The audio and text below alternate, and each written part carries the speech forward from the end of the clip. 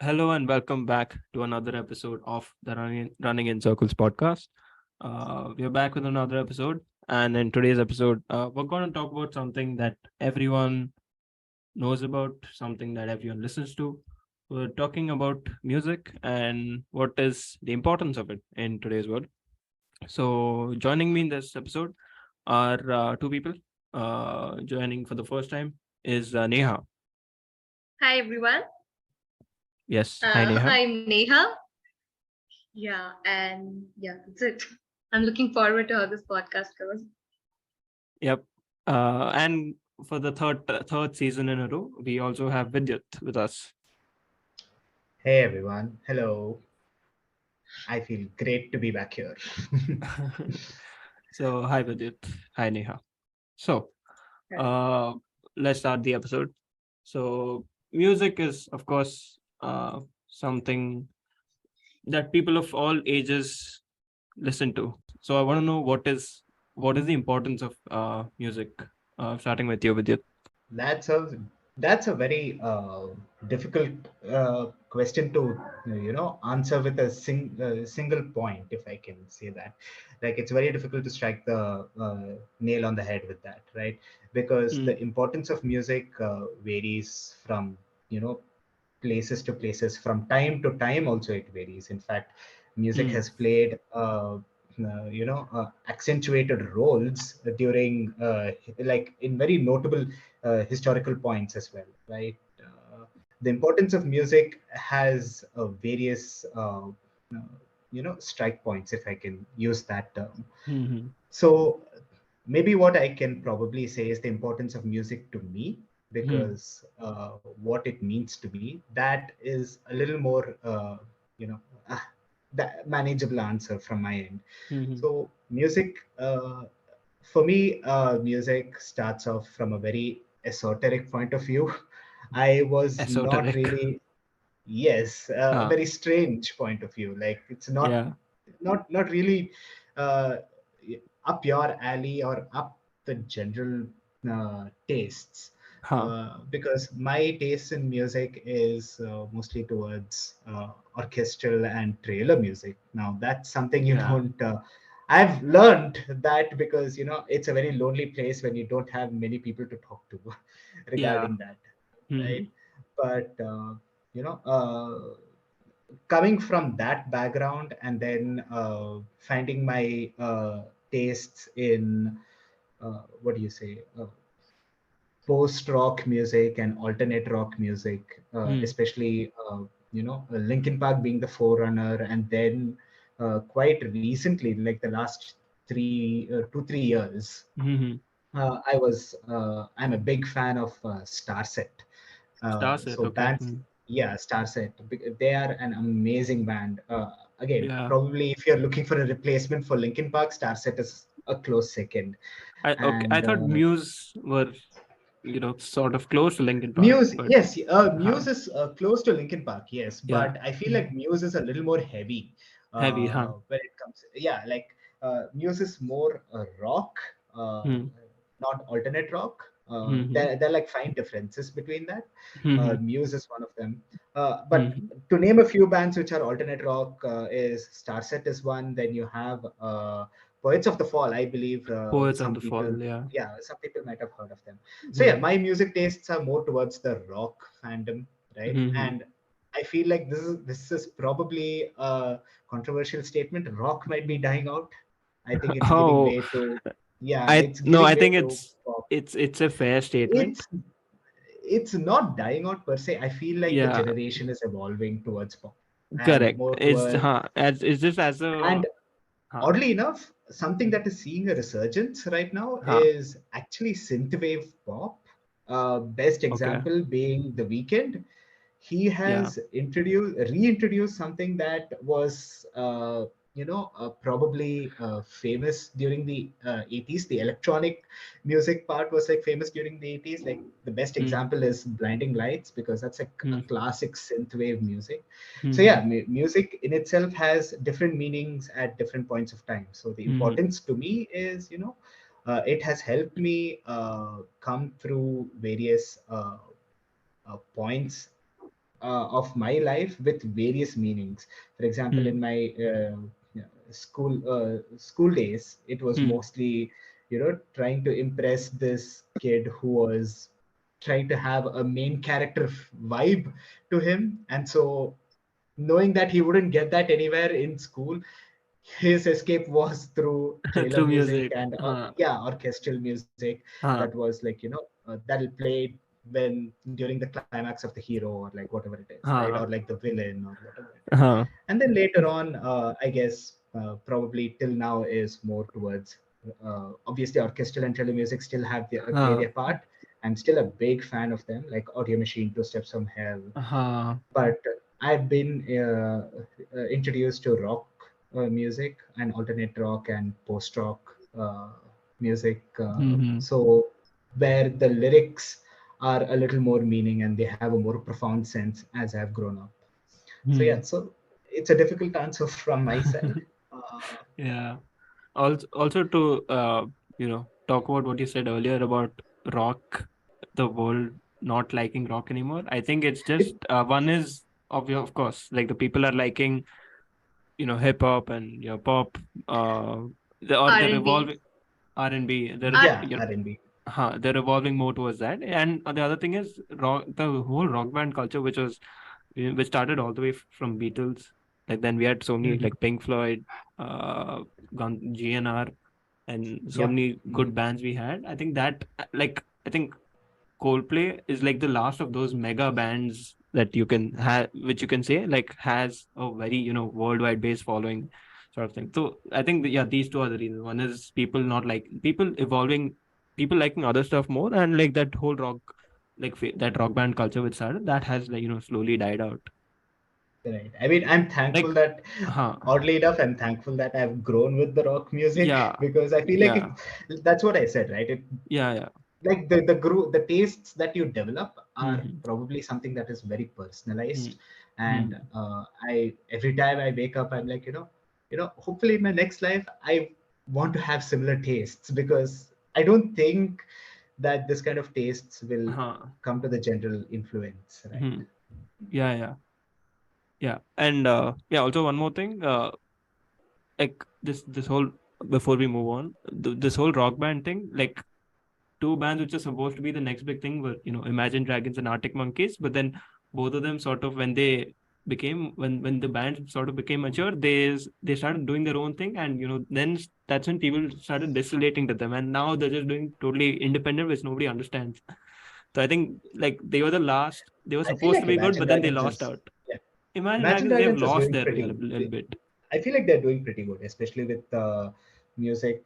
Like they've been making music for like games nowadays. Like I think the Huh. most obvious ones are, I guess, Enemy and Warriors. I feel Hmm. like they've been used in League of Legends, and thanks to Hmm. those games, game trailers, those Hmm. songs have seen a rise. Hmm. And also, yeah, like that's also another thing actually. Maybe Hmm. Neha can actually extrapolate on this point, Hmm. where music seems to have a very close connection with how social trends are. For Yeah. example, very weird and wacky music is being Hmm. liked a lot because they're being Yeah. used a lot in reels, right? Huh. And Oh, I I have a guess, lot to tell about that actually. Yes, Neha, yeah, please tell what do you So, think is so that's the another importance of music? importance, right?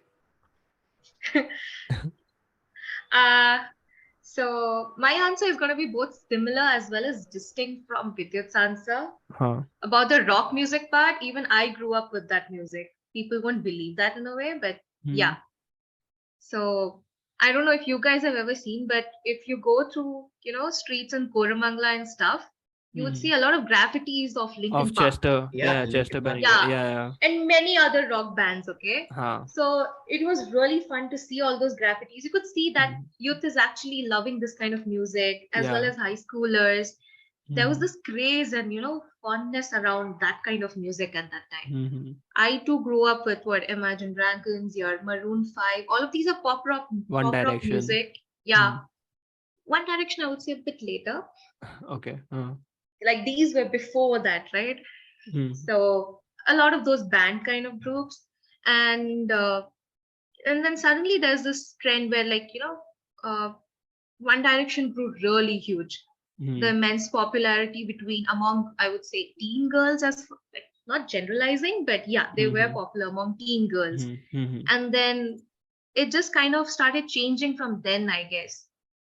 I mean, right now, As in, Imagine Dragons, One Republic, and all are not that. hmm. I would say they couldn't maintain that fame or Yeah. popularity now. Only Hmm. Coldplay is, I guess, still that massive as it was Yeah. before, or rather, is still growing bigger. Um, Yeah. Hmm. and about the trend culture, Hmm. people nowadays they are making music something that would trend on a reel or that would have hook step for the shorts Yeah. instead Like, of focusing on the production of the music, on the actual lyricism going into it. Nothing. yeah, It's that just that that the hook song, step. right, called Astronomia, which just became like a very famous meme song. Oh yeah, Yeah, yeah, and correct. Astronomia. that was one, and I think one that is very recent is because I really like that song, and I don't think I would have ever figured it out if it wasn't for Instagram Reels. It is "Dream On" by Aerosmith. I don't know if it's "Dream" or "Dream On" by Aerosmith, Huh. but Aerosmith is a very old rock band, is what I've seen, right? Hmm. And Hmm. uh, it's it's a very, I don't think if it wasn't, if Instagram, if I It hadn't wouldn't seen have those become as Instagram reels, massive. yeah, Hmm. yeah, I wouldn't have been introduced to that. And Huh. much like me, also to all the other people who probably would have heard that song. In fact, Hmm. I'm actually But curious. I want to see what the Engram says about uh, you know, the resurgence of the song. Hmm. yeah, like see, you finding out about this song, Hmm. this kind of thing, it has its own pros and cons. Like Hmm. one way is that if you already know a particular song, Then you're which you happy feel, yeah, that you're happy it's that okay, becoming. yeah, it resurfaced and now people are, loving the song, something Huh. that you loved years ago, Hmm. or that an underappreciated song is being Huh. appreciated now that Yeah. finally. Yeah. Hmm. But a bad part of it is it even ruins some of really good songs from olden days. I Example mean, would be. there are numerous. I mean, haven't you heard these songs from 1980s from Lata Mangeshkar and all? I'm just giving Huh. a very vague Yeah. this thing. They Yeah. put all these beats and everything, and now Huh. it's just nothing. It's Yeah. nothing of that part. Hmm. Other than that, also, like, because of this, uh, there are few people who are actually passionate about music and want to create music that they believe in, right? And Hmm. there are people who want to earn money with that music. Hmm. So what happens is, since this culture with reels and everything, where music is getting popular in that medium, Hmm. I would say producers and even music makers, they're making music in a way that would sell rather than actually connect with the audience or people. So Hmm. yeah, that's the cons of that part. You're not going to get good music. Yeah. I think that's happening like already. Like so many good old, like Bollywood, for example, so many good old Bollywood songs are just getting remade because you added They little want to more. sell, yeah. Yeah, like what is that? That song is there, no, Govinda song, Ladki Aankh Mare. That has sort of become Oh a yeah. yeah, that they sort of remixed it, and now it was in that movie called Simba, right? Now it's got like 1 billion views on YouTube or something. And notice how there was this thing in like earlier Bollywood culture when Sonu Hmm. Nigam and all were in like the top Hmm. like this. They Hmm. used to make these album songs, not a part of Yeah. like movie, just pure their album Just releases. Now you only find playback singers huh. and there's no album release. The only thing they Hmm. release nowadays is a single official video song, which is Hmm. popular because of probably two main leads which are popular at that point Hmm. and has nothing to do with the song. It's cringy. I don't Hmm. want to target anyone, but it makes me angry at times of how shallow the industry has become. Hmm. Fair enough. Uh, yeah. I mean, very valid points from both of you on what music means. Also, I feel I need to talk about like what how music has always something that has existed. Like Bollywood has this thing that in the movies itself there are songs, but like Hollywood doesn't have that concept, but they have this concept called movie soundtracks. So again, I think like soundtracks um have just gotten better with like years. Like I think the first ever soundtrack which I really loved was Interstellar. I'm sure it was made by Hans Zimmer, and then Hmm. Game of Thrones also had a great soundtrack by Ramin Djawadi, and then recently the one movie soundtrack which I've really loved was the Batman soundtrack. Uh, and it's made by this guy called Michael Giacchino, who's a very big Marvel guy, Mhm. and Yeah. yeah, and basically the reason why I like these soundtracks is they sort of add something more to than just what the scene is going on. Like the scene is just a regular scene. Batman's beating up some goons from Gotham City, but then Michael Giacchino uh, you know with the way he composed soundtrack, you feel like there's every time there's some tension building up, and that sort of enhances the scene. And I feel that's what the importance of music is. Like whatever you're going through, or like if you listen to a type of music, that sort of enhances what you're I feeling, mean, or like, that's yeah, that's like the basic idea, right? So huh, what is music? It's some way it's a yeah entertainment, but hmm, secondly, it's uh, coming from a very amateur composer, it is a way hmm. of describing ideas Describing ideas, through describing thoughts. yeah Yeah. describing Hmm, ideas, describing visuals through hmm. you know uh, through the flow of air vibrations. That's Hmm. that's Yeah, technically that what is music essentially is, what it right? is. Yeah, it's lit. So so Hmm, I think the best example of probably this concept of developing ideas is by if I just play a snippet of the Interstellar soundtrack, right? hmm. The first thing that hits your head is, even if you wouldn't have watched Interstellar, You can right? If I imagine the just scene play, playing, right? yeah, you can just imagine the scene to be either like the general emotion would be, okay, something's uh, emotional that is happening, right? Whether it is in space or whether it is out of space. Fun fact: while Hans Zimmer was this was the beauty of Interstellar, right? Hmm, At least the soundtrack. That is why it did win awards. hmm, It got like so many accolades hmm. uh, throughout its peak. Huh. So the thing was, Christopher Nolan actually went up to Hans Zimmer before the filming of Interstellar and Hmm, asked Hans Zimmer to make a soundtrack, an emotional soundtrack hmm. for the scene where a father is uh, losing or at the verge of losing his son or like one Okay. of his children. Hmm, hmm. And with that in mind, he never mentioned that it's a space film, it's like going out of space.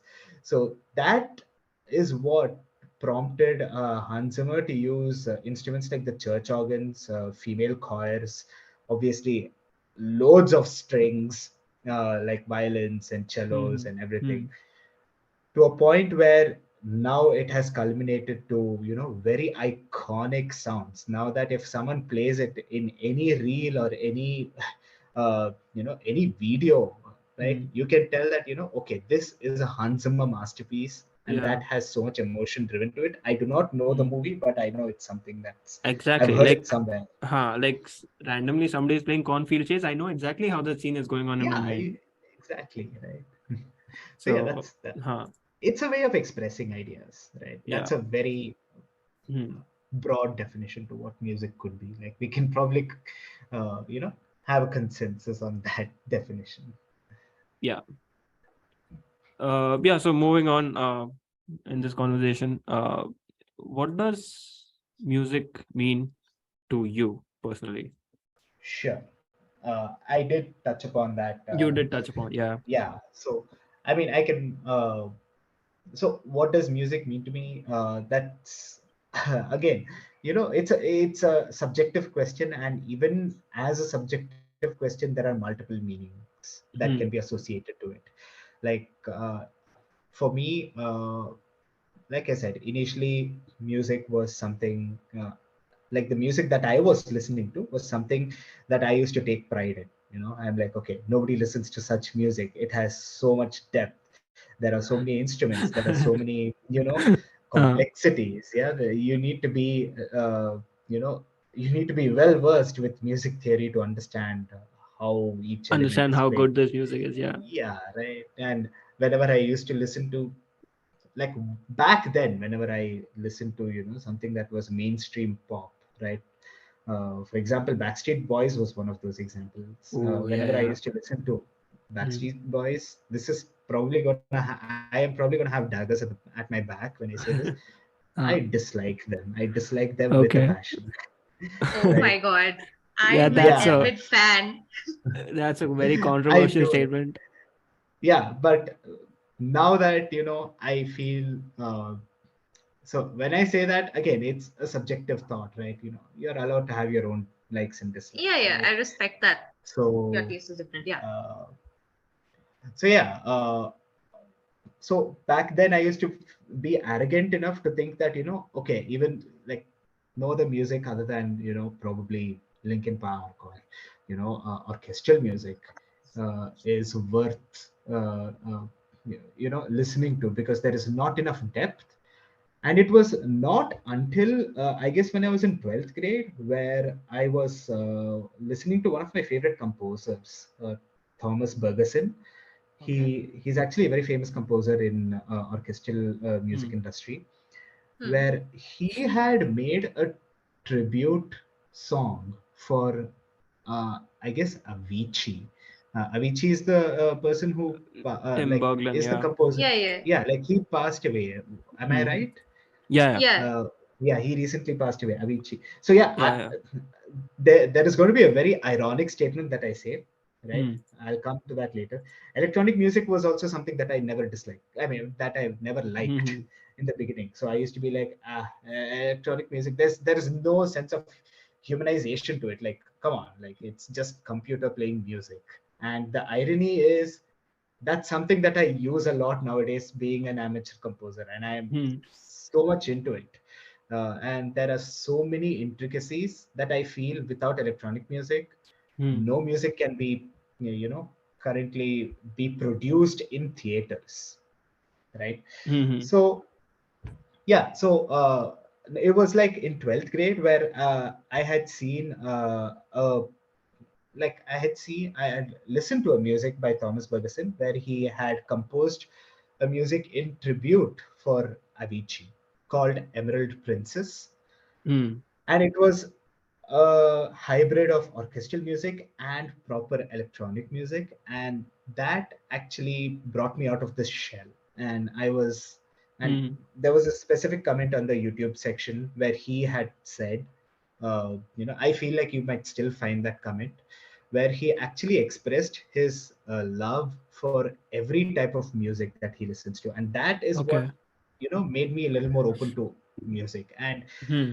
it was I feel like it's a learning phase, like from an arrogant kid to someone who's like more accepting of what music in itself is, trying not to like it's okay to have your own opinions, right? Like you might like some music, you might dislike, and it's okay to be vocal about it. But I don't think, I've learned one thing is not to take away the effort from it. Like even if Hmm. it is a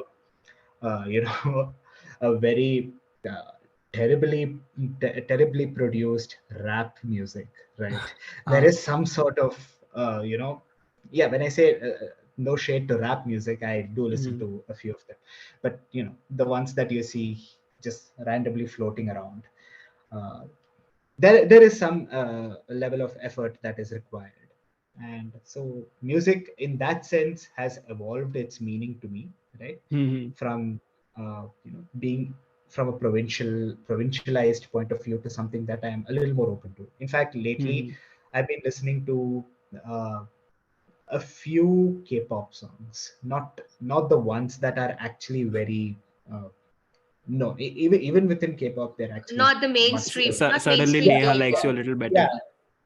yeah, Hey. not the mainstream ones, not BTS and all. I still it's not my taste. He's, BTS is not my I would cup say of he's tea. more into like R&B, K-pop. that Huh. part of this, It's more of area. lo-fi K-pop. I think it Yeah, was yeah, correct.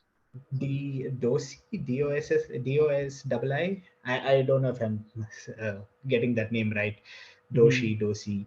But yeah, that was a Okay. very mellow lo-fi K-pop band that I really liked. Even though I don't understand a word that they speak, it's Hmm. very uh, oddly enough, the way I got over languages is because I had to argue with myself. There was a war within my head. I'm like, at one point, I'm like, how can I listen to K-pop? I don't understand anything. And then in my head, I'm like, yeah, how do I understand anything which they sing in the orchestral choirs? They just scream random Latin words. How do I understand any of that?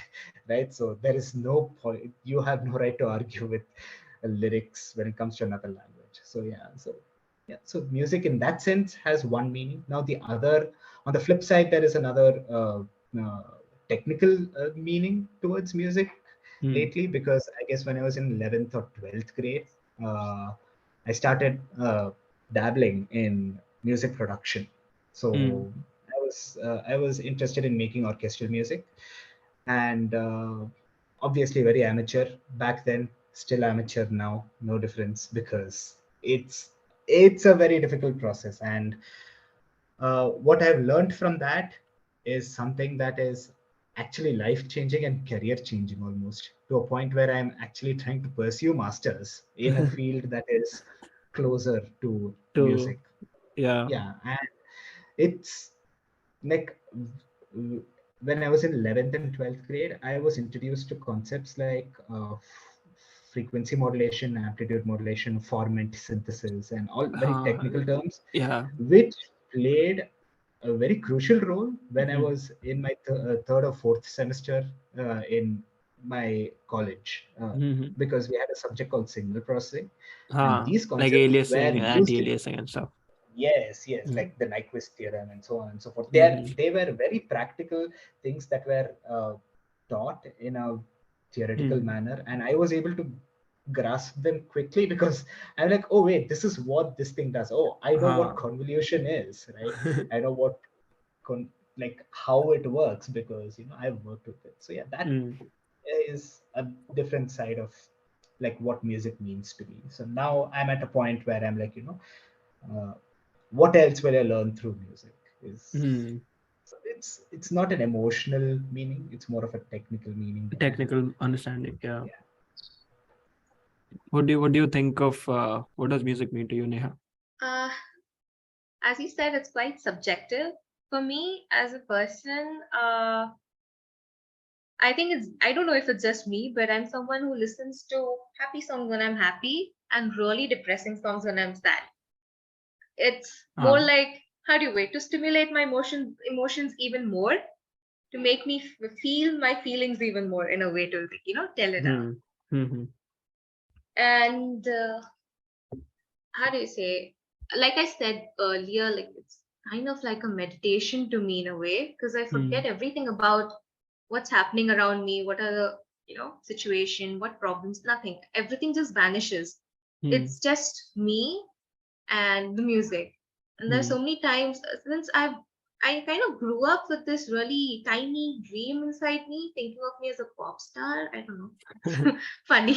So I have this habit of liking songs where I can, think of myself singing that on stage, like with on a among a Huh. high crowd kind of a thing.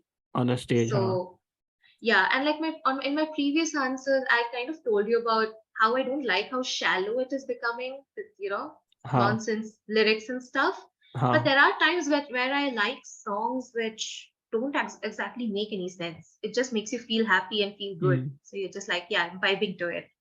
But it's a Hmm. complete nonsense. Hmm. So that part is also there. Hmm. Another thing, like Vidyuth is too much into like movie composers and stuff. Hmm. I don't relate to that. But like Hmm. anime, yes.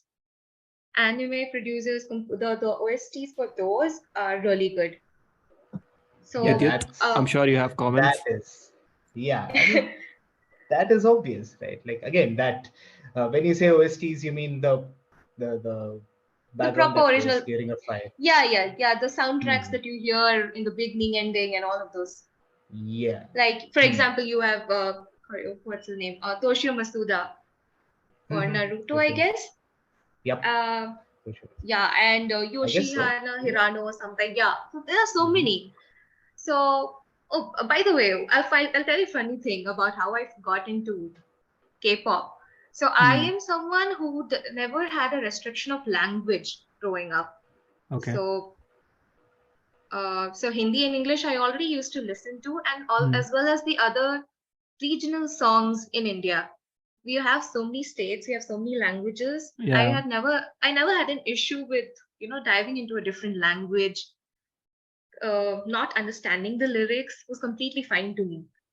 Yeah. Also, like after a And point, you understand. Okay, like music, yeah, like that doesn't have a too. language. You just know what the person who's trying to convey.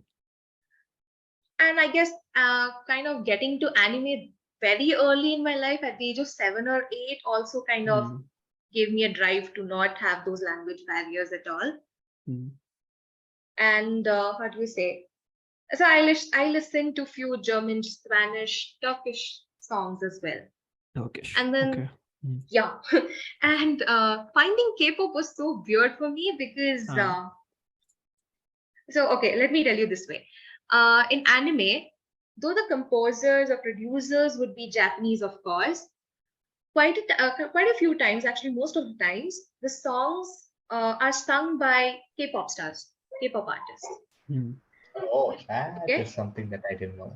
Huh. Yeah. So what happened was when I was really young, when this and there was a channel called Animax Oh yeah, in and that used to show animes.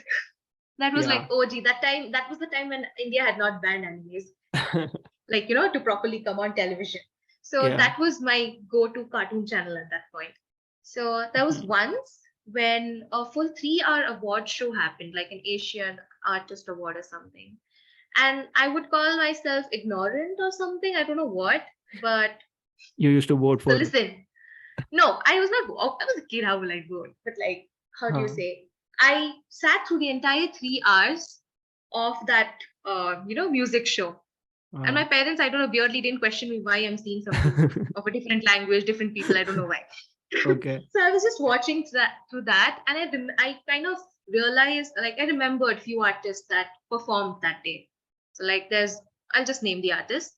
There's Boa, there's Girls' Generation, and all of those. Okay, and they sang Hmm. Japanese in Japanese. So like, how do you say?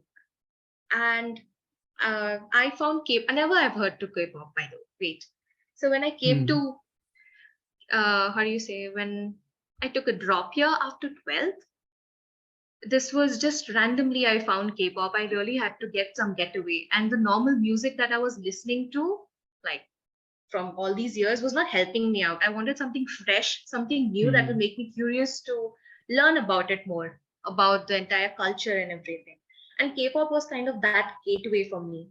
It Hmm. threw me into this different culture, different taste of music, different and everything. The industry was completely different from what I've been listening to from both Hmm. Western as well as Indian industries at the same time. So Hmm. that way. And then I get to know that Boa and Girls' Generation are actually K-pop stars. So I have been listening to K-pop in a way. Hmm. Hmm. It's just But like that they was, you didn't know you were yeah, listening. Okay, huh? exactly. Because Hmm. I, how do you say, you know how people will be like, ये सब एक जैसे हैं, everyone, Korea, Japan, everyone. I kind of Yeah, yeah, categorized. So me as a kid categorized Japanese and anime as everyone there. huh? You're getting it. And it Yeah, was so yeah, dumb of me, but I was young, so okay. huh? So yeah, that's how I found out.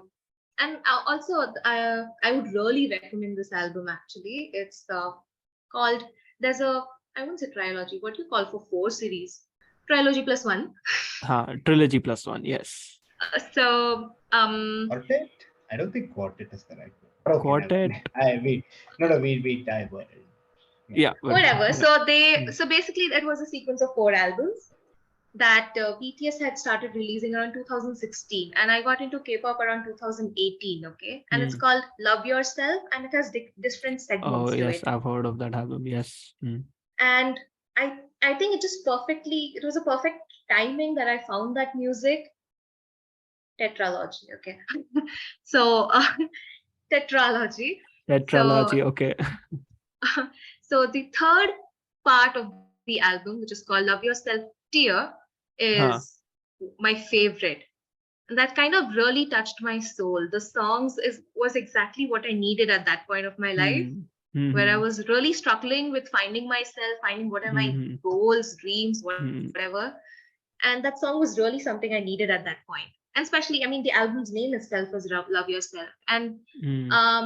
the group had designed the albums in such a way that when you start listening to songs from, song number one of the first album of Love Yourself series to the last song of Love Yourself last series, the fourth series, you'll really go through the sequence of finding yourself, getting to know yourself better and around your surroundings, trying to Hmm. prioritize yourself, and then finally coming to the stage where you're unconditionally in love with yourself, like no flaws, nothing.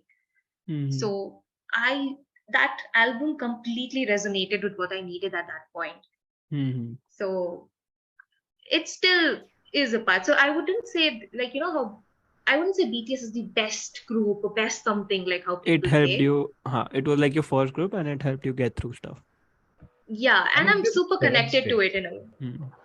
Yeah, Yeah, it like just I demonstrates like the point, right? So Hmm. how hmm. music Hmm. uh, has like meaning, not just not just one meaning at one point of time. It has like multiple meanings, right? Like depending Hmm. uh, on the type of person you are, and like the type of person you're changing to be, like what Hmm. circumstances you're going through, right? Hmm. It's, I guess that's the that's how music can be utilitarian, right? If it was a person, right? uh, It's ubiquitous that way, right? And hmm. yeah, like I kind of understand what Neha says, right? How the music can actually be your not just your escape, but your comforting Hmm. soulmate at that point of time, Yeah. right? Hmm. As of you know at certain points there will be like highs and lows during your life, right? And when Uh, there's nobody there, uh, you turn to music. yeah, like some people turn to books, some Huh. people turn to music, right? Hmm. And uh, I feel like music uh, tastes also change based on that, right? Yeah. And I think one important thing is, even after that phase is over, I think Neha Hmm. can actually say, comment well on this. Hmm. Even after you're gone, like you have overcome your difficult phases, or like when you have grown a bit more mature Hmm. Hmm. through life, right? The factor of nostalgia still remains, right? Yeah, So and that's that album one. or that artist will remain special to you. Correct, and and that's how that particular piece of music stays Hmm. anachronistic towards you, right? Like it doesn't stay anachronistic towards you. Sorry. Hmm. So it's timeless, if I could say. You know, so uh, like Linkin Park is probably the best example for me, right? Hmm. I don't listen to them often, but But it nowadays I don't listen to them. hmm. Yeah, but It always whenever like I holds a special place. Yeah, correct. Through the shuffles, whenever I'm playing songs Hmm. in shuffle, and if there's a Linkin Park song that's playing, I'm not bothering to skip that, right? Like best like probably Break in the Habit was my Hmm. most influential song Hmm. during weird phases of my life. Hmm. So yeah, that song still stays special, and to a point where I'm like, now I'm dissecting how well have they produced the song. Oh, Yeah. that's amazing, dude. That you have the skills to do that. So Uh, hmm. So yeah, so to talk about what music means to me, I would say that you know, see, music essentially is time pass. That let's say you are walking or you're cooking or you're walking to college or something, then you want to put on music instead of talk, or like if you have someone to talk to, or like if you want to talk to someone, then good. But if you're just by yourself, then I've I've never walked out without my headphones on. So that headphones is essentially like a part of me. So that essentially what music is. But music has like a much deeper meaning. It has helped me and a lot of people like overcome a lot of things. So one of the artists that I really look up to every day is Ed Sheeran. And Ed Sheeran, I can tell a crazy story about on him. So basically, like as a kid, he was stuttering a lot. He had an eyesight problem, and that's why he had very like, oh, if you see his childhood photos and stuff, he has very like big glasses. Okay, and because of that, he was bullied at school. Okay, now that was like a major setback for him. Like he didn't know what uh how to deal with that stuff, and he developed a lot of you know uh what is that difficulties for that. Like he as a Yeah. kid he used to stutter a lot and stuff. Insecurities. Yeah, he used to stutter a lot. So basically, when he was going through these stuttering phases and stuff, to overcome that, uh, his dad gifted him a Marshall Mathers LP, and he immediately loved it. And he basically memorized the whole Marshall Mathers LP as soon as he got it, and 1 month later, all the stuttering's gone. So this is one of the examples of how to overcome stuttering. So you know, so I imagine myself as being Ed Sheeran, and I've had some problems of my own. Uh, but yeah, as when I got to know the story, I'm like, okay, I got to do it. And like when I was going into college, I had difficulties talking. Wasn't very like I used to get boring sometimes. So to overcome that, I thought, okay, chalo, Slim Shady, I'm going to memorize that full song. And yeah, that has helped me sort of become better. So essentially that's what it means, that it helps you overcome some tough times. And apart from that, like there are two kinds of music for yourself versus music for the crowd. uh for the crowd, it's essentially all the Doja Cat, Lil Nas X songs that are essentially for Mhm. public appeal and stuff. But of course, Yeah. there is music for yourself. Bands like Codaline, um, and U2, Brian Adams. Yeah. Those are songs that I like to keep within myself. I don't want to talk about it a lot, but that's essentially music for yourself. And also like band culture has as a big thing, right? Like let's say solo artists are like sandwich, then band music is like a whole course meal, right? Because there are so many Mhm. different flavors of instruments. Let's say bass guitar, electric guitar, drums, piano, and this is just like you know a regular band. Bigger bands have a lot of synthesizers and a lot of other complicated stuff as well. So yeah, so like band culture, of course, yeah, we like it because it's like a whole course meal. You get so many different flavors from them. So yeah, that's what essentially what music means. Right. Uh, yeah. Anything else, or shall we move on to the final part of the segment?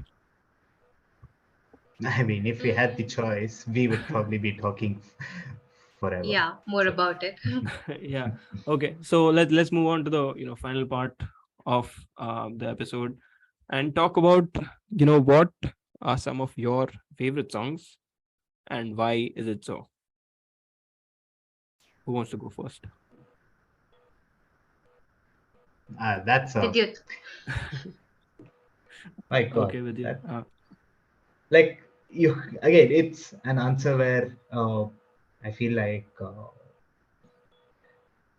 as you can tell, I'm lost for words because I do not know actually. Because you know, th- there are not there is not a time where I liked one song Yeah, at one it's point of hard to time, like spot and then one. yeah, Mm, and then afterwards I have thrown that away and I like another mm, song as a favorite, right? mm, mm, So Yeah. maybe what I can probably represent well for mm, that answer would be songs that were my favorite during different parts of my life, mm, right? So I guess in school, I think my favorite, it was, I think it's a favorite album by Mm. an orchestral music or a Mm. trailer music company called Audio Machine. They Audio had, machine. Mm. yeah, they composed an album called Epica. And I think my favorite song out of that, there are two that come to my mind right now. One is Epica itself, I think their flagship song, if I can use that word. I'm not getting Mm. the right word right Flagship. now. Premium. I Uh, mean, the one that are yeah, stand out. yeah, it's named after the album itself, right? So, Ha. Epica, and the other one Mm. is called Youngblood because that had a very Mm. different techno vibe to it, which I'm like, huh, not a techno vibe. That had a rock vibe to it, more Mm. like they had infused both rock and orchestra. And to me, at that point of time, was finding gold. So Mm. yeah. So and then I guess after that, 11th and 12th, there was a turn where there was a shift in tastes where I Mm. started liking Linkin Park a lot, Mm. and there are two songs that I actually not that I don't hate any other songs, but two Mm. standout songs would probably be Breaking the Habit. I have mentioned that once before because Mm. Breaking the Habit is such a beautifully constructed song. There Mm. are, I think, Watch Mojo did a A very, compilation. yeah, like they had a Mm. compilation of top 10 songs from Linkin Mm. Park, and Mm. Breaking the Habit was in number 3 or number 2. I don't Mm. know, somewhere in the top 3. And Mm. what they did was a grave misrepresentation of what it actually is deserving of that spot, because I realized that there are so many things you can talk about that song. First of all, Mm. the lyrics, I mean, the lyrics is just masterpiece, right? Like Mm. it talks about so many things. Back then, I didn't know anything about mental health. Thankfully, I didn't go through any of that, so I didn't know Ah. any of that. Mm. But that song was mostly, targeted towards that audience. Mm. But the entire vibe of the song is what I had actually fallen in love. Another Mm. song that actually I really liked from Linkin Park at that point of time was Catalyst, because I I kept listening to Catalyst Mm. on repeat while I was playing. This comes to your point of Mm. listening to songs while doing a cursory task. Yeah, I yeah. was playing I was playing Pokemon on my And you laptop, felt and I had to listen to some song because I was tired of listening to the mm. 8-bit Pokemon theme songs. Mm. So I just kept playing Catalyst.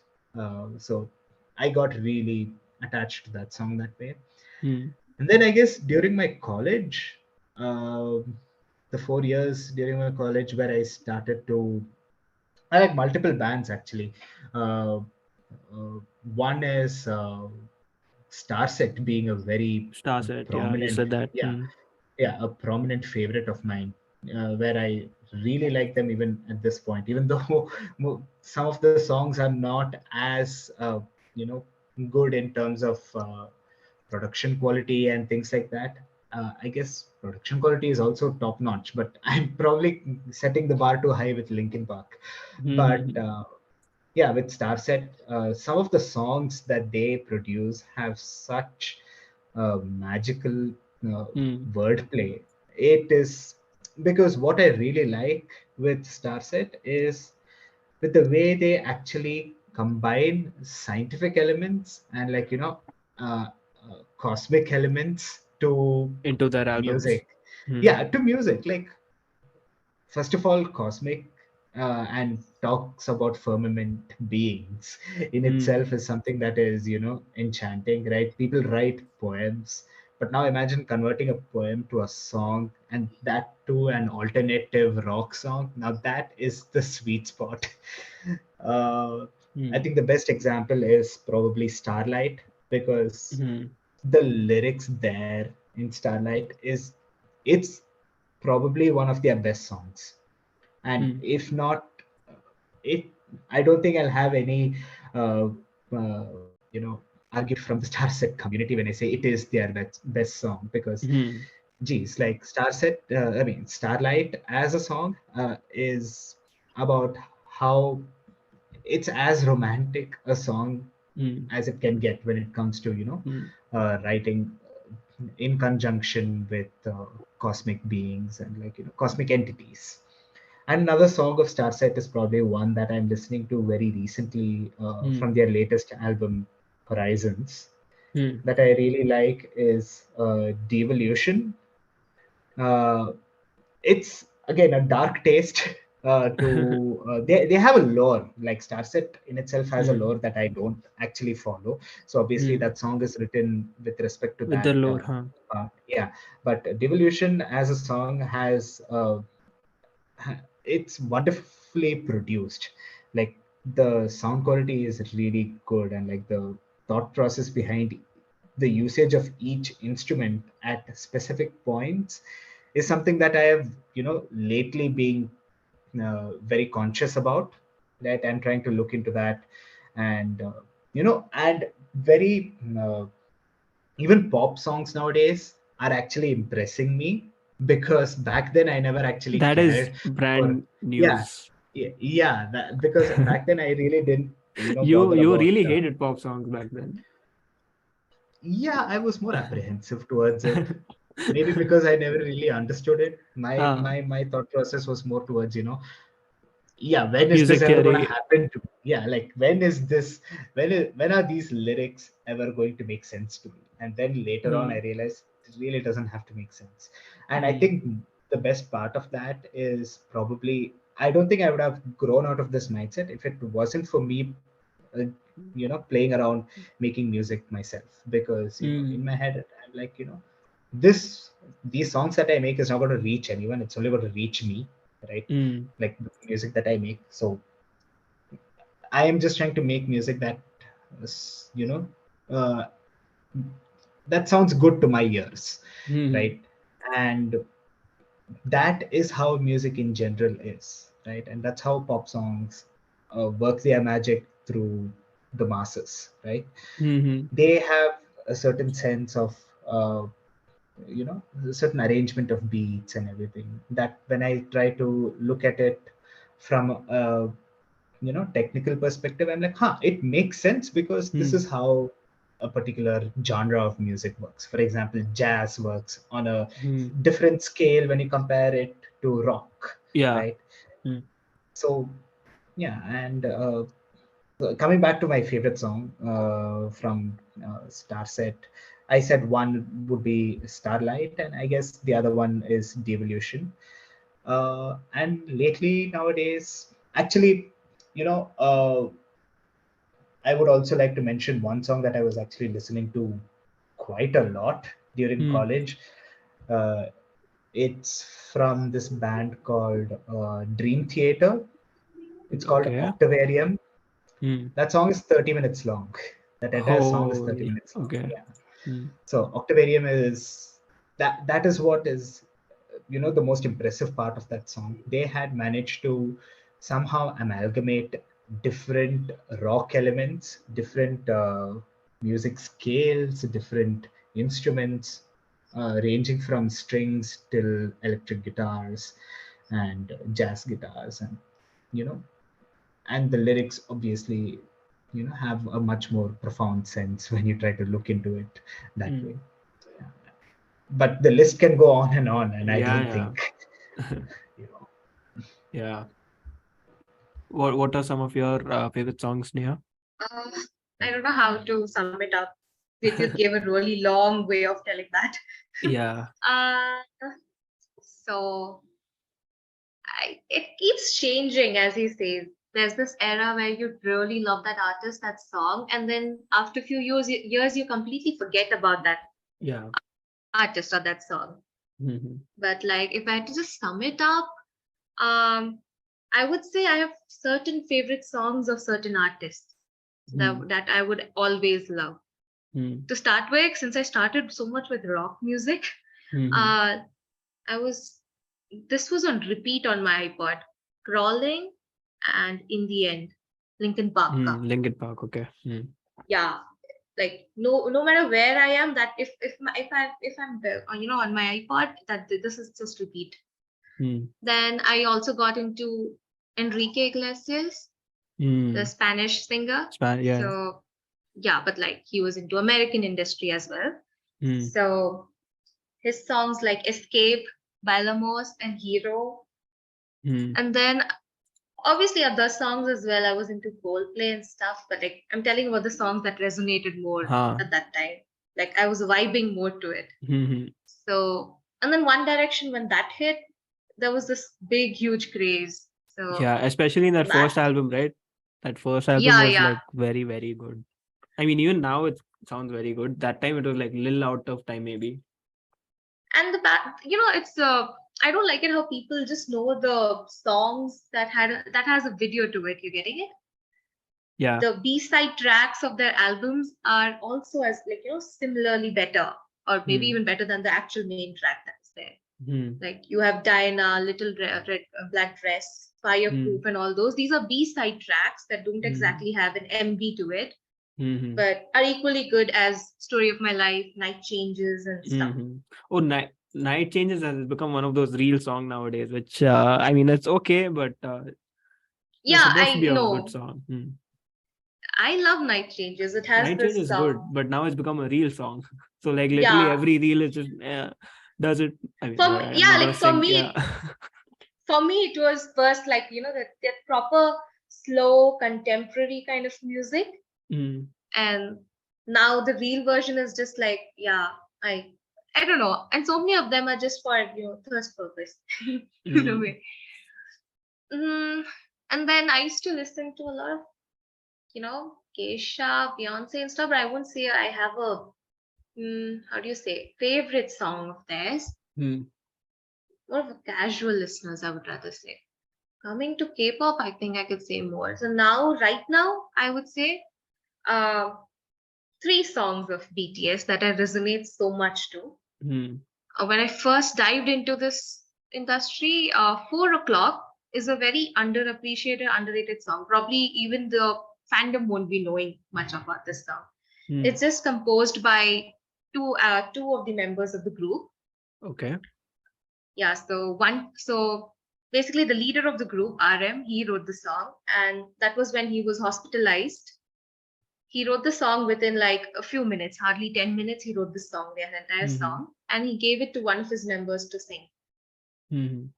And he added more to the lyrics as well, I guess, and then they sang it.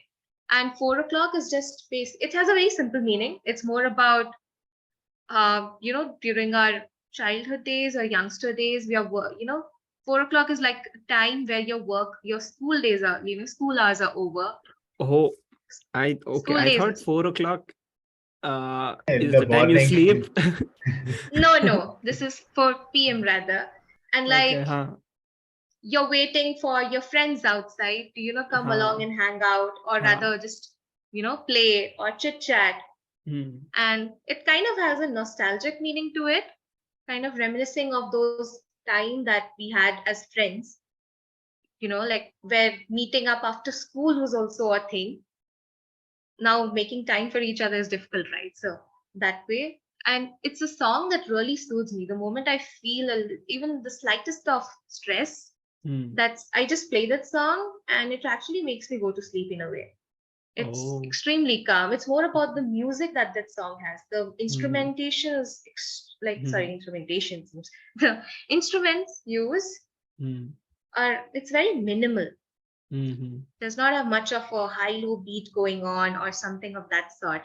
So it calms Hmm. me down in a way. Another Hmm. song is One second, Epiphany. 1 second. When you talk about a song titled 4 o'clock, my immediate guess was okay. The song must be how you find inspiration at 3:15 in the morning and stuff. But that's Oh my also a god, fair no. that's also a fair description of a song. Yeah, one two. Yeah. Okay. Hmm.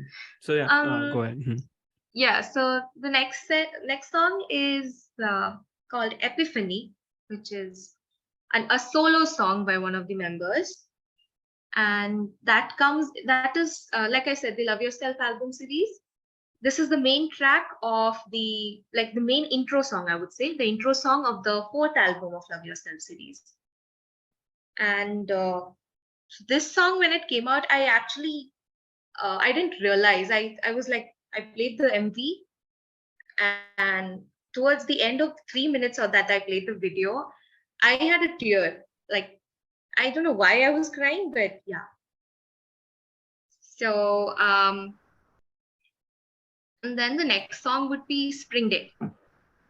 Vidyuth, have you heard of Spring Day? No, actually. I've heard of Uh, Epiphany actually from my sister.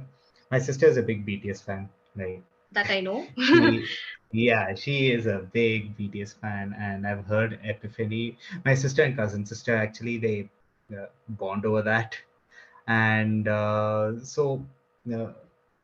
yeah, Epiphany. I've not heard it completely. Uh, I think I just stopped listening to it halfway through, To be but honest, the I actually like other songs of other albums more than this. But why this kind of gave me a more deeper meaning is because so I'm really active on Twitter at times, okay, especially when these uh-huh. albums drop out. So what happens is the update about any album or about anything related to it first comes on, Twitter, and then on other social media accounts. So Mhm. that way I'm very how do you call updated on Twitter. So when Epiphany first dropped, I watched the MV completely, and I don't know why I felt really sad after the song. So I was almost teary kind of. Hmm. And then I went Some on Twitter songs to check do. about, yeah, like I Yeah. went on Twitter immediately just to check out about the response to the song. And there was this one story. I don't know how it just came up on my timeline, but it touched me so much. So, like, the BTS fans are called Army. Yeah, yeah. Uh-huh. So one of them had posted about how a month ago her parents got divorced, and that too at the age of like 40s. And this, like, her mom has never heard any kind of music that she listens to. Like, and K-pop though is Oh. Durga thing. She does not know anything Mhm. about it, and it just happened that she played the song out loud when it first released, and she was there listening to it just behind it. And there's a line which is sung in English in the song. Say it tells, "I'm the one I should love in this world."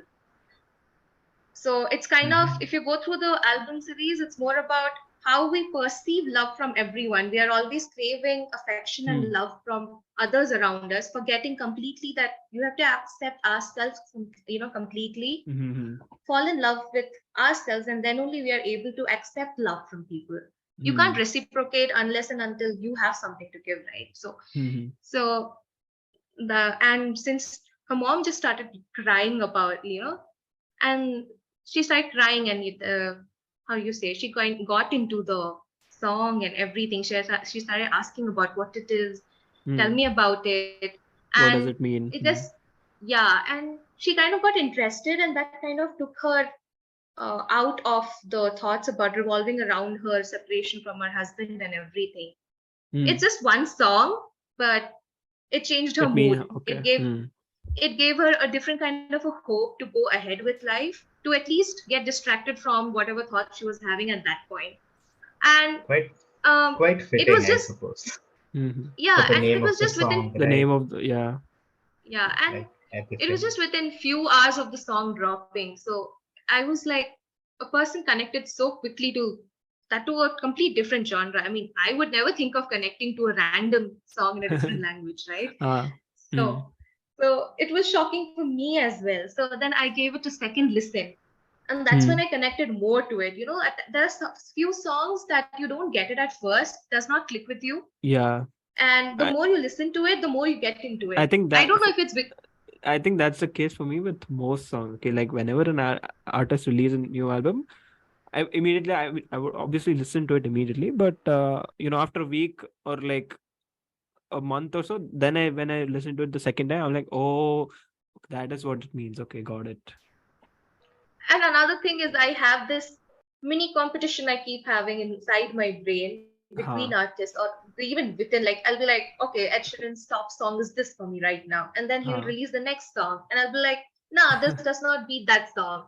Huh. Like So you I'll be Right, like, that compare. fair, that's happens not a You great. lot. That happens a Yeah. lot. You always compare what they did previously, and then you're like, no, I really like the old one better. But then you sort of need to appreciate, like, artist also is not Correct. making I songs mean, for us. He's making songs for, I mean, and themselves really. not Yeah, just that, we are kind of, biased because we've been Yeah, listening to the same song and same like, song oh no, what, exactly. Yeah. yeah, what will Ed Like, of Sheeran's course, a song you've feelings heard to 100 times be? is gonna be better than the song he just released. Yeah, That right, happened right, with right.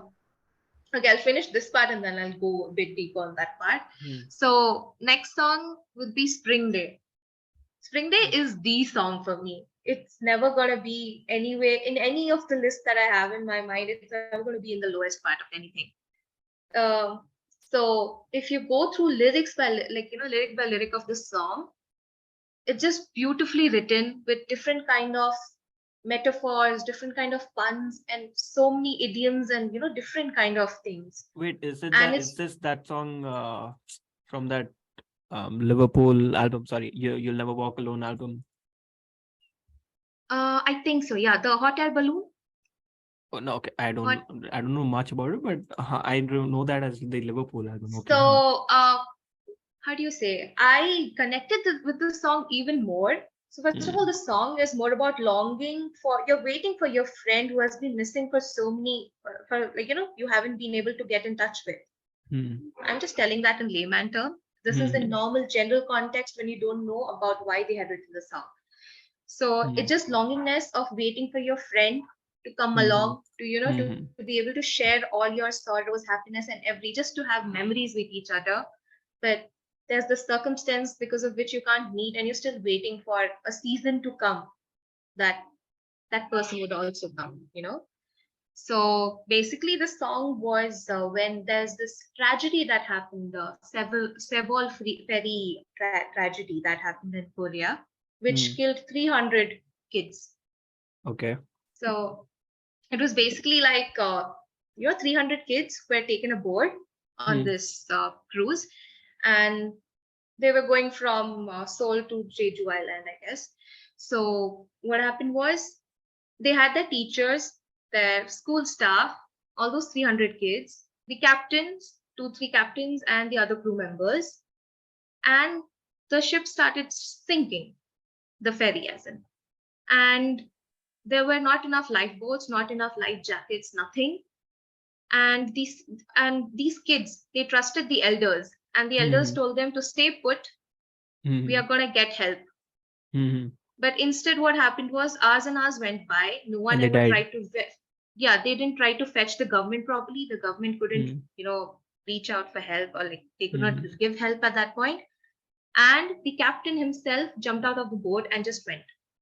Hmm. Like instead of taking all the kids one by one on whatever life saving hacks they had, whatever, they Hmm. instead just jumped. So the only people that died were the 300 children, and all the adults survived.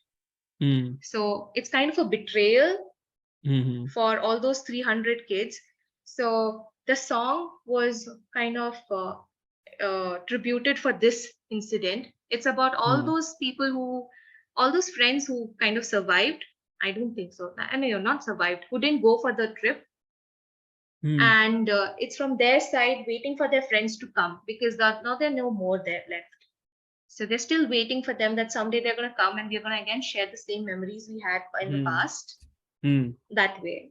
And the song is just written so beautifully. I mean, I don't think so it justifies that much in the English translation, Hmm. but I'm telling you, it's a masterpiece in Hmm. every way if you look at it. Language skills ke hisab se. Yeah, I think that is there. Like, if you do the literal translation, it's not going to mean much, but it's just like sometimes the language with the way they sound, it sort of adds more meaning. Like, to give an example of, I mean, language doesn't matter in music, but if you know it, then it adds more meaning. To give an example, would be there's this KK song, which KK, damn. yeah, yeah, which I'm sure you know. The lyrics is "क्यों आजकल नींद कम ख्वाब ज्यादा है." That Oh, is I actually love that. that is actually very good lyrics. But if you just translate to English, it literally means why is there less sleep and more Less dreams? sleep. That Yeah. doesn't. I mean, if you just speak it It of does that, not give the depth, yeah, that it doesn't depth give that the we depth want. that is there in Hindi. Yeah. So Many yeah, other songs. So there are obviously, so the many. This regional was just an song, example. because see, grammar in languages differ. Hmm. Grammar in English differs to Hmm. Hindi as well. It Hmm. differs to Korean, to even Japanese or other places. Mm-hmm. So the usage of words and Phonetics. all those, phonetics and everything does Mm-hmm. matter at that point when you're Mm-hmm. actually, if that is only, this will only resonate to people who are actually interested in lyrics actually. Mm-hmm.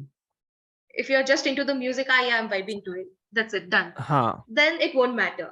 Yeah. I'm someone, if I'm liking the music, I do go Mm-hmm. to the translations. I want to know what it is about, how it is written, Mm-hmm. how did the writer come up Yeah. with these ideas. Mm-hmm. I want to go deep, in deep with that. Mm-hmm. So this that way, Spring Day is completely top notch for me. Mm-hmm. And there's another thing I wanted to add on. That Vidyuth, I guess in the beginning he had told about rap not making much sense. I Yeah, to not me much. too. Mm-hmm. So to be honest, I was also in that kind of. I used to never understand, and I used to make this joke kind of like rap kya hota hai? It's more like reading a newspaper but really fast. Such a disgraceful statement, but yeah. Yeah.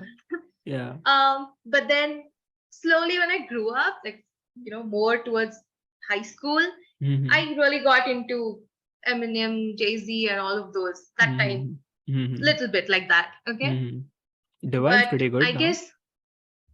Mhm. Divine. And then yeah, they're also good. Mm-hmm. So when I got into K-pop, Mm-hmm. K-pop songs are mostly a blend of normal singing vocals as well as raps. Mm-hmm. So is as bands are there, you will always have 2 to 3 members who are rappers and the other 3 to 4 as singers. So Yeah. there's always a blend of singing and rapping both. And I Mm-hmm. always thought of rapping the way, India mein rapping is more like, how do you say it? Rap. When you hear these normal hip hop raps, it's more about being flexing about themselves, about their Yeah. wealth, about what they have, or it's more uh, like, I'm gonna Dissing get all of this someone. in the future. Yeah, Ha. yeah. Or it's about just Ha. haters and stuff. Ha. So I used to be like, it's just about these stuff. Does not Mm. make much sense and all of those. But getting into K-pop now, different groups. I'm not just talking about BTS. Many other groups. The raps are just equally meaningful. Rather, much better lyrics are on the rap part rather than the vocal lines. And it just made me feel that, okay, I was listening to really bad rap studies before. I'm not Yeah. saying these are the only good rappers. I'm not telling that Mm-hmm. way. Mm-hmm. So right now, I love rappers to Mm-hmm. the point I have I a think lot. yeah, like the revolution has come for rapping. I Like kind Eight Mile, Yeah. of course, was a very revolutionary film. India Hmm. also made their own version called 8 Kilometers. Sorry, Gully Boy. Uh, Yeah, Gully Boy was I also do. pretty revolutionary, and yeah, it's been giving artists like Divine, Gully Gang, Sick. What's I forgot his name. Sick Flip or someone Sick, else. sick flow. There's another guy from Kerala. MC Altaf or someone. Yeah, yeah, yeah. Yeah. Correct them. So yeah, these guys they're getting better, but a long way to go. But yeah, Isn't Brodhavi also in that category? Brodhavi is like a gem who was undiscovered, and now suddenly people are liking him. Yeah, I mean, I used to listen to him. Brodhavi was he was very nice. I remember his songs used to come on what is that? Channel V and stuff. Yeah, yeah, Channel V or The music MTV? channels. MTV, Channel V, both. Huh, both. Huh. So what do you call? Where was I? I lost my track. Where was I? Sorry. Mm-hmm. With how rap music has, Yeah, yeah. has a Yeah, newfound correct. taste. I have fallen more in love with raps now.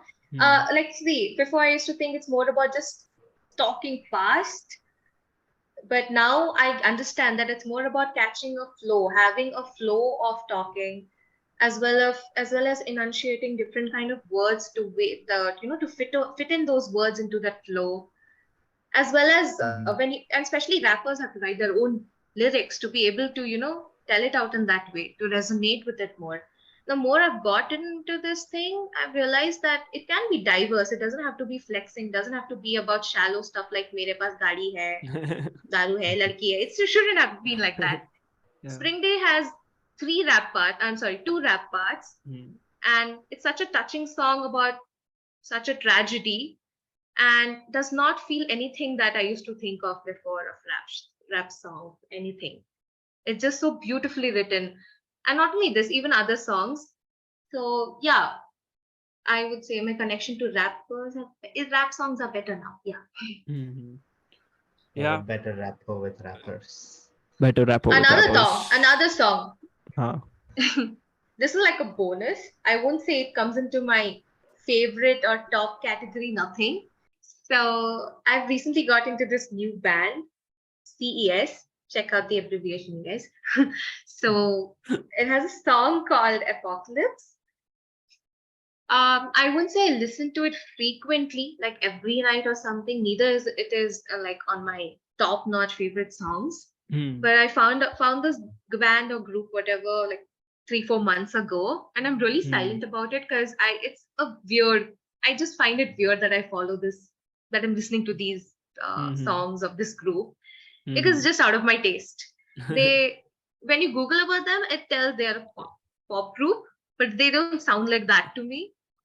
Hmm. And also the main guy who sings the lead vocalist, he has a Mhm. very how do I say, androgynous voice. Yeah, exotic. Mm. Huh. So how do you say, when I first heard it, I was really like heard the song Apocalypse, if you take in Mhm. consideration. Mhm. I was confused whether it's a woman or a man in a way. Huh. Yeah, it's that exotic or androgynous that's my way of telling it. Mhm. So I was like, is it a woman or a man? I'm not able to make up my mind. And then I went Mhm. into, and now again, I found this song from a reel. Mhm. So the pros of a reel. Mhm. Um, so I was like, what song is this? And I searched for it, got to know, got confused by the voice. Then again, Googled about the band, and I got to know Mhm. it's a man. I was like, oh wow, a Mhm. man has this voice. Not in a bad way. It's just Mhm. nice that, we always think of deeper, huskier voice for some reason, you Mhm. know, but he has such a beautiful androgynous, feminine, almost feminine, I would say, type of Mhm. voice. And it's really soothing and nice to listen to. Mhm. And, and it's very calming. What's that machine called? The Which one machine? where you play the LPs. Gramophone. I think it's called a Gramophone? Is it gramophone. a Yeah, or gramophone? Smaller it's one, also no? called that or a Gramophone. phonograph. Yeah, Yeah, just I think it's Um, gramophone only. like where you oh put the yeah, disc yeah, and there's yeah, like a correct. huge speaker Yeah, outside, it's a right? That's like the gramophone. Mhm. Correct. yeah, like Yeah, so since I've never used a gramophone, this band makes me feel like I should buy one only for their songs, in a way. Oh, It's that's weird. interesting. Hmm. So it gives me feel like, you listen to certain songs and then you picturize yourself, Hmm. room where you'll blast it out and on the Hmm. speakers, high volume pay, and you suddenly get into a character that you think resonates with the song. Hmm. I think of myself as a lonely, wealthy woman. I don't know why. And Hmm. I'm alone. I'm with a drink or something, and I'm playing this song on a Ah, gramophone, and ah, I'm just on my yeah, own enjoying myself. that'll be very there's a cool. very there's a now that you mention songs on a gramophone, I feel like I should also listen to a song from Porcupine Tree. They are all Hmm. they have a song called "Don't Hate Me Now." That's Hmm. a Yeah, very yeah. gramophone worthy song for those who want similar tastes.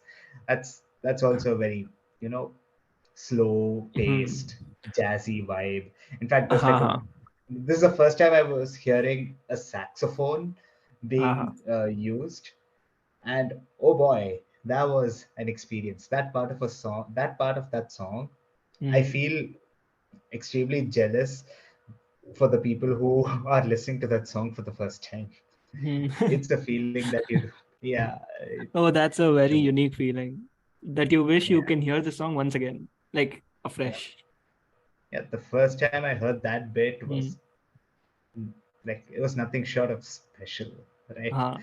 So yeah, I get it. Hmm. I think for me that if I were to buy a gramophone, then I would also buy a whole album of Dark Side of the Moon, and then just play Yep, that. yeah, It's a very that works. gramophone album. Yep. Yeah. So So Neha, what are are we your are we favorite done? songs? Are we done with yours, or should I go ahead? I think you can like talk way more, but I think I should go ahead now. Yeah, Yeah, sure. we can Uh, probably, yeah, Yeah, make sure, a go ahead. podcast worth 30 years. 30 years. Okay, so to talk about songs uh, that I really like, the stories around it, I would say that like growing up, obviously, I listened to what parents taste in music, and I had a sister also, so like both of us used to put on 9XM before going to school. To grow up with that, but then as you grow up, the songs that you listen to also change, right? So I remember like it was one of those, like it was just me and my dad, and like he had put on that Backstreet uh, Boys song. Boys. I like that song, Tell Me Why by Backstreet. I That forgot to yeah, mention that yeah. in my. I wanted that way, no? God, Yeah, yeah. that Yeah, song was I there want it that way, correct. I wanted everywhere. that way. Exactly, exactly. That's the song that I want to talk about. It, So Dude, no, even the music video, though it's so old and stuff, the entire thing about yeah, white coats and everything, it's just so nice. yeah, again, I have to prepare And an armor for myself. That yeah. song, dude, I find it very obnoxious because it was oh playing my god. everywhere. Oh my It was God, Vidyuth, you are everywhere. attracting. You might Haters, make yeah, less I am friends not new. after this episode goes out. Yeah, well, I'm no You have stranger to friends. that. That's right. So Huh. I'm no stranger to that. But Okay. yeah, that song got really obnoxious really quickly to me. Yeah. So the story behind this is, uh, that was basically like my introduction point to, English music. So like my dad has the full copy of, Millennium, the 2000 album, the, breakout album by Yeah. Backstreet Boys. And, he gave that to me, and I listened to that whole thing. Uh, then I discovered my, love for old rock songs, like Guns N' Roses, Pink Floyd, Led Zeppelin, although yeah, although all those artists I really started liking. But then one story which I want to talk about is basically around you two. So it was not rainy exactly, but it was a day after class in my undergraduate days, and in our college we had this thing of like that there would be like there's this place to eat something. Okay, so they had this used speaker. They used to blast songs around that. Okay, so Hmm. basically when I was just passing by through that, it was like a regular day at college. Classes had just got over. I was heading back to my room, and then I heard for the first time. I heard this song called "I Still Haven't Found What I'm Looking For," and Hmm. the first time I heard it, I'm like, okay, it's a very good song. By whom is it? And so I mean, I knew YouTube back then. I'd listen only to the popular song, like with the without you and the other popular song. I wouldn't heard of that song yet. Okay, so I'm and plus the line, I still haven't found what I'm looking for. That is very distinct. So you get to know which song it is. So I go back to room. I find out, okay, what is happening? The song I really like. What is it on? So later that day, I just put on the full Joshua Tree album, listen to it, and then and also With or Without You is from that album. Okay, and I heard the song through uh Friends. Friends also has, when Ross and Rachel are going through stuff, they play With or Without You. Okay, Yeah. like Ross dedicates a song to Rachel. So I was surprised that, oh, this album is sorry, this song is from the Joshua Tree album. And then Joshua Tree is such a great album, and it's like you two got a Grammy for that, and for like the album of the year, and that is a very competitive category to win. Like Coldplay have never won best album of the year because they are unfortunate to be in the era of Adele, Taylor Swift, Ed Sheeran. So like getting album of the year and Grammys is very tough, but U2 has got that through Joshua Tree. So great Yeah. album. Now the second story behind the song is um, when I was, you know, coming, it was during COVID times, really. Like, uh, I'd come back home during COVID pandemic, and classes. My undergraduate education was mostly over. It was like some May, June, something, and I knew Yeah. that I'm done with college. And that was the time I really heard this song again, and I'd seen this BBC documentary on the same song, which basically then I realized that when I was listening to the song, there was a different feeling. The second, not second time really, but like second big, what do you say, impactful time that I've listened to the song. It basically what it meant is, okay, Pallav, you've done so much in your life so far. Are you happy with what you've got, or like, do you think is this it? That kind of feeling, okay. And basically the song is like, it talks about this restless nature that I so resonate with. That okay, you've done this, now you need got to do something more, right? And what there's not sadness in this song really. It's just uh it sort of helps you what find that purpose maybe. And the song sort of like celebrates the journey rather than the destination. That it doesn't matter where you go, like what you've gone through, what you have done to the people around you, that is what matters. That's what the lyrics also, it goes like this. I have climbed the highest mountain, I have Yeah, we get it. It's like a yeah, it's prophetic basically I sense have of, climbed the highest mountains, I have run through the yeah. fields, I have run, I have crawled, I have scaled these city walls, but I still haven't found what I'm looking for. Okay, so it's basically talks about these things. And as being from a Hindu faith, that's eventually is your what purpose, right? Like you go through cycles of rebirth only to find like fulfill to do your karma, and then eventually to that's what you have to do, right? So basically, I think that's what the song means, and that's why the song will always like remain special to me. That's, Uh, yeah, it's a prophetic sense, right? yeah, Like, it's like a prayer. It's not a song really. mhm. Like it's a prayer to like find yourself really. And because that's ultimately what it is. Like if you haven't found what you're looking for, it's probably inside you. And yeah, the song has helped me find that. So actually this is the real song that helped me start this podcast, for example. And I remember with you probably don't remember this episode 1.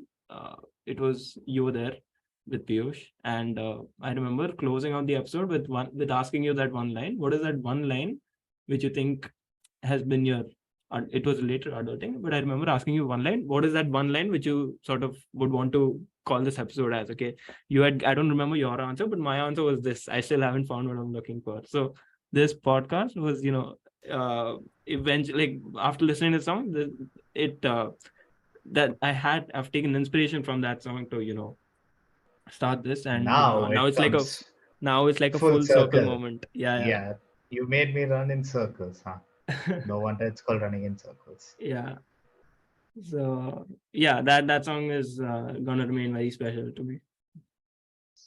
I was listening to your answer Huh. and I don't know, it just hit me now Huh. that more of like the entire part of which are your favorite songs, why, and why, like, the story to that Huh. song.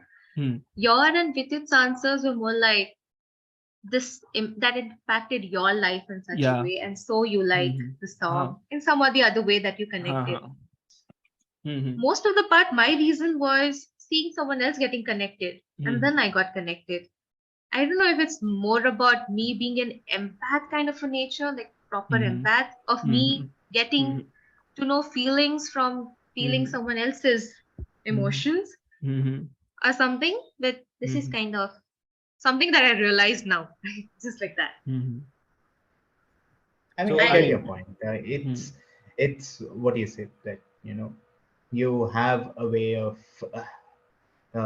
connecting towards. That's actually something that I was always facing difficulty with, and Hmm. only again lately, like I feel like there's a character development going on within me. Oh, that is Yeah, constant. so yeah, that's something that I'm learning as well, being a Uh, little more of an empath. hmm, Uh, but yeah, the most of the music that I had, listened to and I still listen to nowadays hmm, are they have no lyrics, and that already tells a lot about uh, my character in general, right? They seem to have a very selfless and uh, hmm, more sort of like more of a morphs into a definition that you want, right? hmm, So that's the type of music that I listen to. For example, I think the best example would be, let's say, if I did not know the context of what Interstellar was, but if hmm. I was still listening to orchestral music and I was made to listen to, let's say, Cornfield Chase, I would Ah, still find a way to make it feel like a song that I am somehow resonating with. Right now, that the only hmm, thing that plays in my head is hmm, whenever I listen to that song, is I see the various scenes that play out from the movie. But hmm, I think one example that I can actually talk about would be uh, the the soundtrack called Submarine from again by Hans Zimmer for the movie hmm. Dunkirk. Oh, I have Dunkirk, never yeah, watched yeah. Dunkirk before, But right? you can Now relate to that I the have song. watched it, yeah. But Hmm, I had listened to the soundtrack before, and that's that had a different sort of a heroic sense. hmm, But yeah, I get it. hmm, So because of the music, that you have a more empathetic point of view, hmm, where you can connect towards other feelings, and hence it impacts hmm, yours. For me personally, it is like, this has this is the way I boost my self morale hmm, by listening to music that makes me sound like, okay, I have some sort of an importance somewhere, kind of this thing. I guess that's a very self-centered point of view, but if there's any place to be self-centered, I feel like it's within your own realm where you listen to hmm, music. That kind of confuses me now. Like, is it just being, two contrasting things that one is able to perceive music, seeing changes in themselves, and one is seeing changes in others, or following the I emotions feel of others and then perceiving it. For example, I wait, mean, huh. like, I couldn't, like, the way you told it about just plain music. Hmm, I don't think so. I relate that much. I really need some kind of situation that I have seen with the song, with the hmm, music, that I can relate to and then get into the music. Till now, the only music that I have got into, like, which has no songs or whatsoever, is the the piano piece by Yuruma. River flows in you. Yurima, yeah, river flows in you, yeah. Yeah, that's the only piece that I can listen to with that does not have lyrics or anything, and I can still listen to it. I don't know. That's the only one I can connect to. Other than that, I feel a little, how do I say? I won't say bored, but you're getting it. hmm, hmm. I don't Yeah, I Yeah. mean, vibe with that kind of music. I don't blame you. I had mentioned in the beginning of the podcast that, I have a very uh, weird taste for music. Hmm. But at the end of the day, that's how it is, right? It varies from Yeah, it's person to more about person. respecting each And other's if different Yeah. taste and in if music. Yeah. anything, one thing that's I'm actually personally happy about is somehow finding and somehow being accepting to other music, other types of songs and other genres as well, right? I think Pallav would know this. The Yeah. Yeah. latest song from Valorant, uh, Raja, right? Yeah. I've, that song has received so much hate in our group. I feel Yes. like I'm the only person who likes it a lot. That Yeah. I have, I don't know why I love that song a lot, but if I see myself, few Tell years, me the song uh, again. The name of the It's song. called I Am the Raja, and like just Google I Am the Raja Valorant. yeah, like I don't know the names of the That artists. I already should sounds probably, weird for me, but okay. I but yeah, mean, that's what everyone. Yeah, things again, when see, you listen to the title, but it's not true. it's Okay, a I'll listen I and really I'm like gonna that give you song. a review of this later. And that has like that's the first time I've heard uh, rap in Hindi. That was an experience. But anyway, so what I'd like to point out is because of these, if I was 5 years before when I heard this song, I don't think I would have liked it as much as I do. I think it's about how, again, times change and you grow with how times change, I suppose. And I guess that's why songs like you know r- thankfully songs like Starlight, Mm. which is my favorite, which is one of my favorite songs from Starset. It's a highly romantic song for a person who is not a romantic. Like, if I would have listened to that song 5 years ago, I don't think I would have been that open to it. But now, because I'm a little more open towards accepting different genres of song because of various, you know, understanding that I have gained throughout the years, it is actually a very uh, enlightening experience, if I can say that.